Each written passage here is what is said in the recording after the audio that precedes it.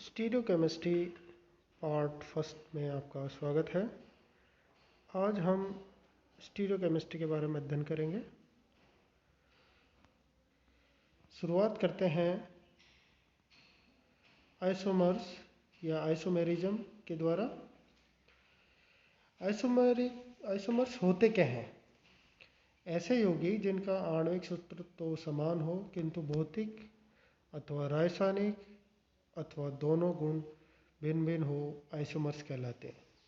अर्थात कुछ यौगिक का समूह होता है जिनका आणविक सूत्र अर्थात मोलिकुलर फॉर्मूला सेम होता है, लेकिन उनकी फिजिकल प्रॉपर्टी या केमिकल प्रॉपर्टी अथवा दोनों डिफरेंट होती हैं, आइसोमर्स कहलाते हैं। Such type of compounds which having same molecular formula but having different chemical, physical और both properties all called as isomers. और इस घटना को, इस फिनोमेना को हम आइसोमेरिज्म कहते हैं। अब एक छोटा सा एक एग्जाम्पल के द्वारा देखते हैं। C2H6O एक फॉर्मूला है।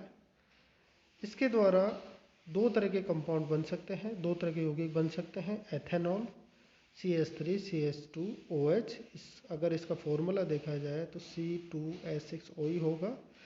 इसी तरीके से डाईमेथिल ईथर भी हो सकता है इसका, तो CH3OCH3।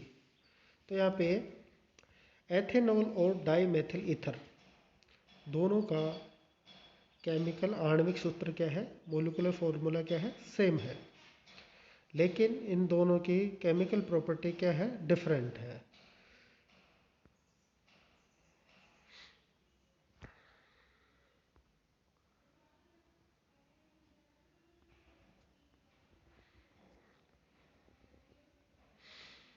अब आइसोमेरिज्म के प्रकार, डिफरेंट टाइप्स ऑफ आइसोमर्स।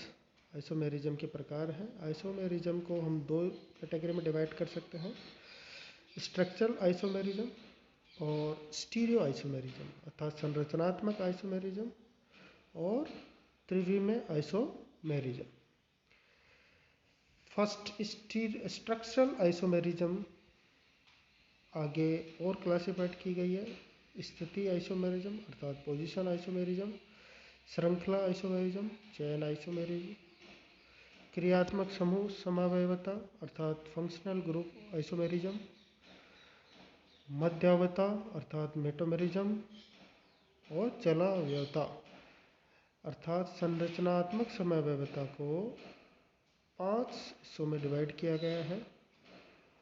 और त्रिविमीय समता स्टीरियो आइसोमेरिज्म को दो कैटेगरी में डिवाइड किया गया, विन्यासी समयावयवता और समरूपी समयावयवता अर्थात कॉन्फ़िगरेशनल आइसोमेरिज्म और कॉन्फ़िगरेशन आइसोमेरिज्म।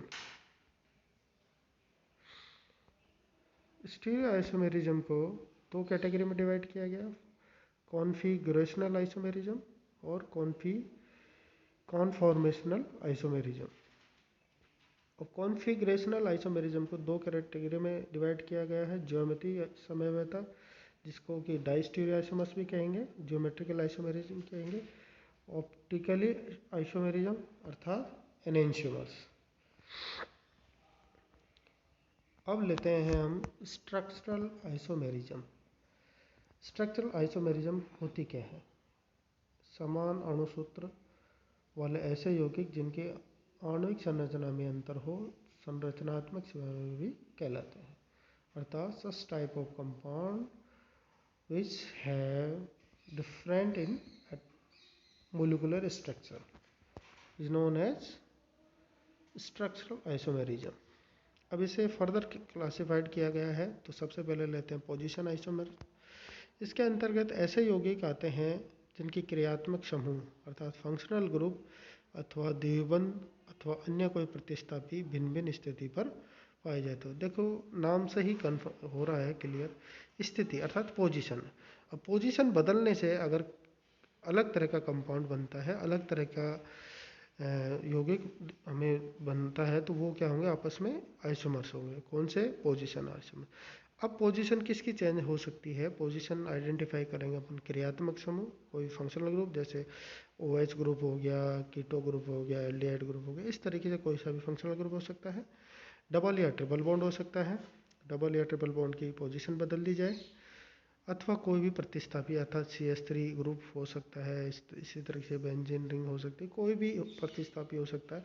अगर उनकी पोजीशन बदल दी जाए तो एक आइसोमर्स बनते हैं। तो इन आइसोमर्स को स्थिति आइसोमर्स कहते हैं। तो यहाँ पे एक एग्जांपल से समझते हैं इसको। देखिए हमारे पास फॉर्मूला है C3H8O। इससे दो आइसोमर बनते हैं। पहला 1 प्रोपेनॉल CH3 CH2 CH2OH। तो यहाँ पे OH ग्रुप की पोजीशन कार्बन नंबर 1 पे है। 2 प्रोपेनॉल में अगर OH की पोजीशन 1 कार्बन से 2 कार्बन पे शिफ्ट हो जाती है तो हमें कंपाउंड मिलता है 2 प्रोपेनॉल अर्थात CH3 CH CH3 और 2 नंबर कार्बन पे OH ग्रुप जुड़ गया। तो यहाँ पे देखिएगा OH ग्रुप की पोजीशन बदलने से दो तरह के आइसोमर हमें प्राप्त होते हैं। अब चूंकि इसमें OH की पोजीशन स्थिति बदली है इसलिए इसको स्थिति आइसोमेरिज्म या इन दोनों को स्थिति आइसोमर्स कहेंगे। एक और एग्जांपल लेते हैं। इस एग्जांपल में हमने डबल बॉन्ड की पोजीशन बदली है। प्रथम एग्जांपल में 1 ब्यूटीन अर्थात 1 नंबर कार्बन पे डबल बॉन्ड है। उसके बाद में इसको हम डबल बॉन्ड को हमने शिफ्ट कर दिया 2 नंबर कार्बन पे, तो इट बिकम 2 ब्यूटीन।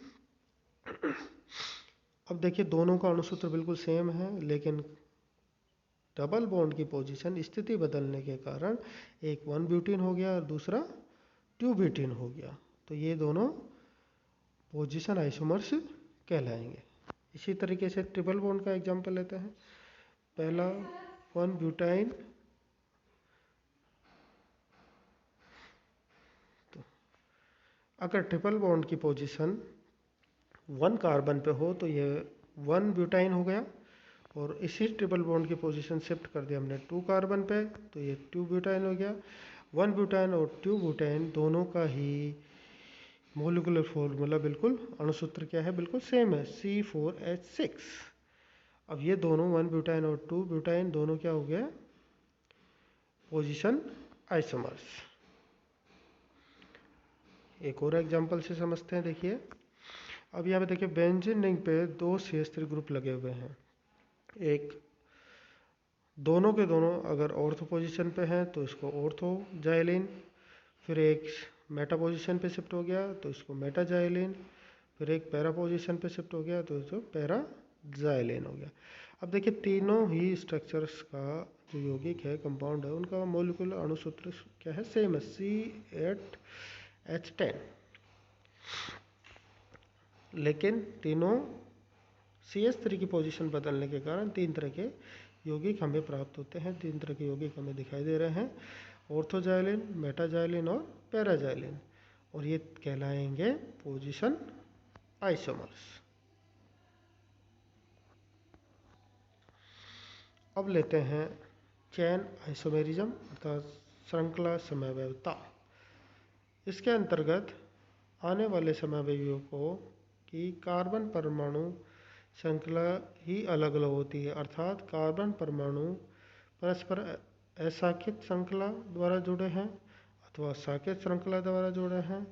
फिर साकेत श्रृंखला में भी शाखाओं की संख्या क्या है, अर्थात यहाँ पे आइसोमर्स की पहचान का बेस्ट तरीका है कि आपको आइडेंटिफाई करना है कि जो कंपाउंड है नॉन ब्रांच है या ब्रांच्ड है, और ब्रांच में भी कितने और फर्दर ब्रांचिंग है क्या उसमें, इस आधार पे आइसोमर्स की पहचान करेंगे। अब देखिए ऐसा होगा तो उसमें मोलिकुलर फॉर्मूला सबसे पहले हमें देखना है सेम होना चाहिए, अणुसूत्र सेम होना चाहिए, अणुसूत्र बिल्कुल सेम है, और ब्रांच एंड नॉन ब्रांच के आधार पर हम अगर आइसोमर्स की पहचान करते हैं तो वो कहलाता है चेन आइसोमर्स। और यहाँ पे एक एग्जांपल लिया हमने ब्यूटेन।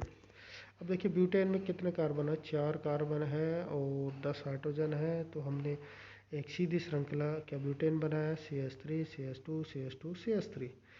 तो इसे कहेंगे एन ब्यूटेन, क्योंकि ये बिल्कुल अशाखित है, नॉन ब्रांच्ड है। इसी तरीके से एक CH3 के को हमने शिफ्ट कर दिया नीचे की तरफ, अर्थात ब्रांच बना दी, तो ये बन गया आइसोब्यूटेन। अब देखिए मॉलिक्यूलर फॉर्मूला सेम है, C4 है, H10 है, लेकिन ब्रांच और नॉन ब्रांच अर्थात अशाखित और शाखित के आधार पर दो आइसोमर बने, तो इसे कहेंगे श्रृंखला आइसोमर या श्रृंखला समयबद्धता। इसी तरीके से अब लेते हैं पेंटेन का C5H12। इसमें देखिए पांचों कार्बन एक सीधी श्रृंखला में जुड़े हुए हैं, तो उसको एन पेंटेन कहेंगे। और अगर एक CH3 को हमने कार्बन नंबर 2 पे शिफ्ट किया तो ये 2 ब्यूटेन अर्थात आइसोपेंटेन बना, अर्थात ब्रांच बन गई। फिर और भी संभावना हो सकती है कि हम दूसरा CH3 को भी कार्बन नंबर 2 पे शिफ्ट करें, तो न्यू पेंटेन बन गया, और यहाँ पे 2,2-डाईमेथिल प्रोपेन IUPAC नाम हो गया। ये दो शाखाएं हो गई इसमें। तो इस तरीके से पेंटेन के 3 आइसोमर्स बनेंगे, एन पेंटेन, आइसोपेंटेन और नियोपेंटेन। ये तीनों आइसोमर्स कहलाएंगे चेन आइसोमर्स, और इस फिनोमेना को कहेंगे चेन आइसोमेरिज्म। तो इस तरीके से हमने देखा आइसोमेरिज्म दो पढ़ी हमने। पोजीशन आइसोमर्स अर्थात फंक्शनल ग्रुप की पोजीशन बदलने पर जो आइसोमर्स बनते हैं वो पोजीशन आइसोमर्स कहलाएंगे। फिर चेन आइसोमर्स, चेन ब्रांच्ड और नॉन ब्रांच्ड है, इस आधार पे हमने आइसोमर्स का अध्ययन किया है, उसको हम चेन आइसोमर्स कहेंगे। Thank you.